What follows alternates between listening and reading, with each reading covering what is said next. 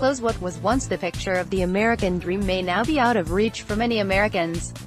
Here's why. USA Today. It's 2018 and the real estate landscape is changing. Article after article, study after study, has indicated that millennials are on the move. In taking a look at young adult migration, the U.S. Census Bureau found that millennials account for nearly half of movers between 2007 and 2012, despite occupying a significantly smaller portion of the population. And if you're young and you're restless, you're probably not looking for a bajillion-year mortgage to tie you down. But it's not just millennials mixing up the buyer patterns. It's young couples and old couples, people who travel for work, and those who just haven't found the perfect spot who are turning their backs when it comes to signing on the dotted line. Here are 3 reasons why house hunters are renting instead of buying.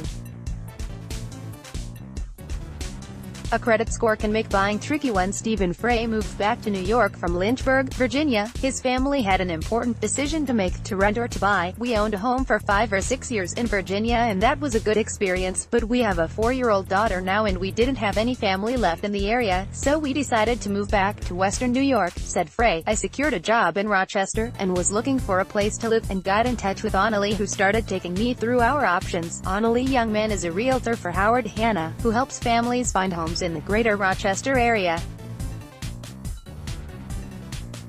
Frey, who moved to Penfield with his wife and their daughter, said that although they had owned a home previously, his wife wasn't working at the time of the move, which made buying a challenge. On one income, it's really difficult not only to improve credit, but to just pay all the bills, so basically we didn't have the credit to buy a house, said Frey. My wife and I actually just talked about it, and we'd rather, at some point when we have enough money, buy an old school bus and make a tiny home out of it and live that kind of lifestyle, because we've done this for a long time and I'm sick of it. We're already working on downsizing. We figure we'll change it up and take our daughter along for the ride, he said. So, you're going to be empty nesters someday. If you told Janae Moran 10 years ago that she'd be living in a rental home in 2018, she would have never believed you. When Moran and her family moved into their newly purchased home in Pittsford more than 12 years ago, they thought it to be the perfect fit, but as her 3 children began to grow, and the economy shifted, as did the political climate, Moran and her husband found themselves confronting a new reality. It really became apparent to us that investing in a home wasn't what it used to be, she said. It didn't make sense for us to be paying these crazy high taxes when we weren't getting out of it everything that we wanted. So we started to ask ourselves, what is our goal? Moran said that her family originally moved to Pittsford for the schools, but as time passed and their needs shifted, they began to play with the idea of renting. We started looking around at rentals and I was surprised at what we could get for our budget. With what we were paying in Pittsford, what was available for us for rent elsewhere was unbelievable, said Moran. The home that ultimately captured their renters' hearts was a 3,400 square foot steel in Webster, with brand new appliances, sidewalks and a cul-de-sac for the kids. Moran said that what pushed them to move to renting was knowing that eventually their family would be reducing in size as her kids go off to college in the years to come, and not wanting to be tied down to a home. The other selling, or renting, factor was seeing what they could get for their buck on the renters market. Our house in Pittsford was a money pit.